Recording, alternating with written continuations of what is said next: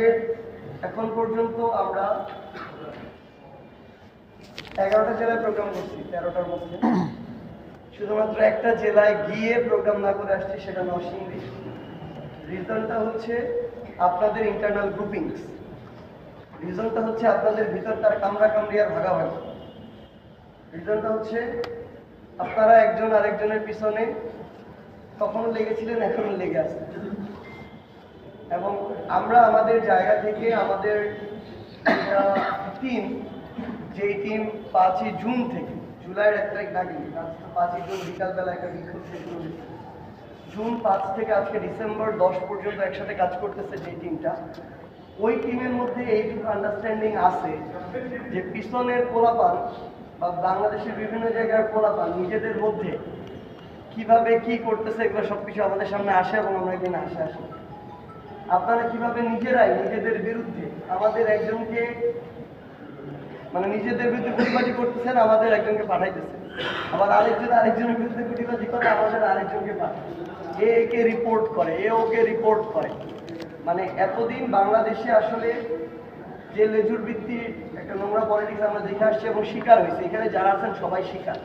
কারণ কি, আপনারা বিভিন্ন রাজনৈতিক দলে ছিলেন কিন্তু আওয়ামী লীগের তো ছিলেন, তারা বিভিন্নভাবে শিকার। যেই শিকারটা আপনারা হয়েছেন ওই একটা নোংরা পলিটিক্সের মাধ্যমে।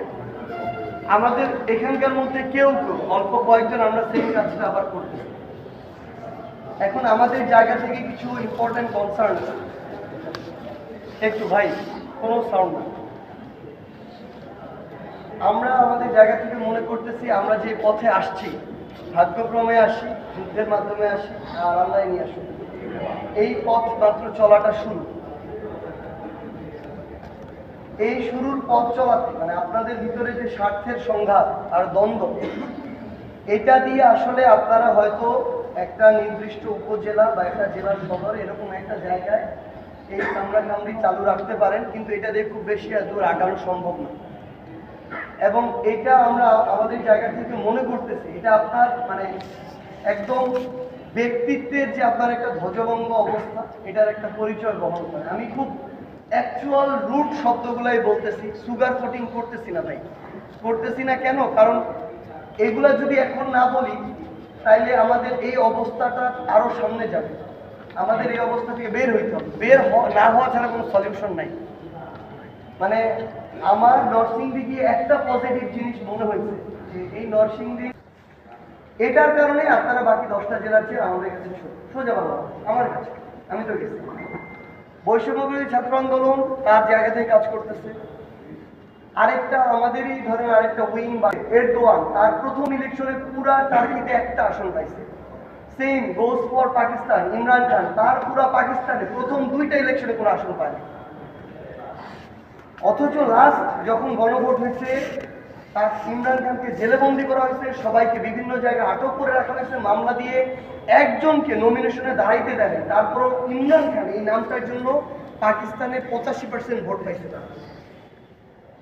এটা হইতেছে ভাই ইউনিটির শক্তি।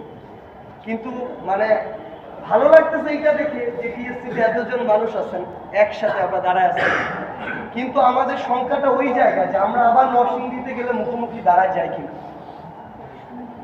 আপনারা যদি মনে করেন যে আজকে এই বৈষম্যবিরোধী ছাত্র আন্দোলনের একটা কমিটি আপনার আগামী পলিটিক্স নির্ধারণ করবে, এটা সবচেয়ে ভুল আইডিয়া, সবচেয়ে বাজে আইডিয়া।